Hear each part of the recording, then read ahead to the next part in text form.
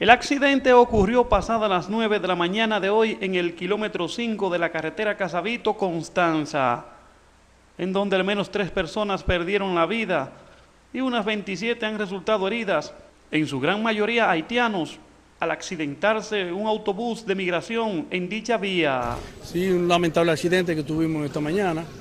Venía bajando con unos 46 ilegales de Constanza.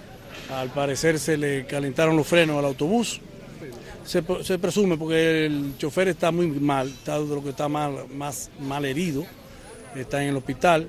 Pero se presume que eso, porque no hay otra. Tú sabes que esta loma, el que no tiene mucha experiencia y no le pone cambio de fuerza, siempre pasa eso. Hasta el momento no se tienen identidades de las víctimas, mientras que las autoridades informaron que dentro de los heridos hay un sargento del Ejército de la República Dominicana.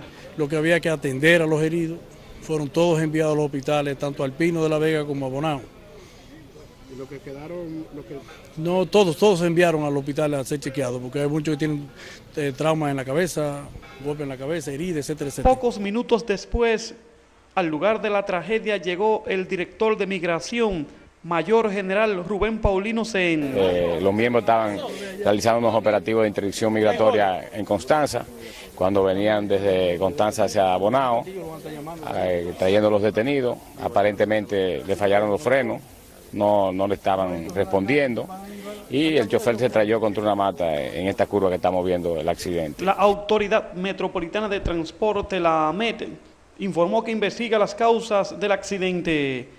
Desde Constanza para Telenoticias, Adrián Quiroz.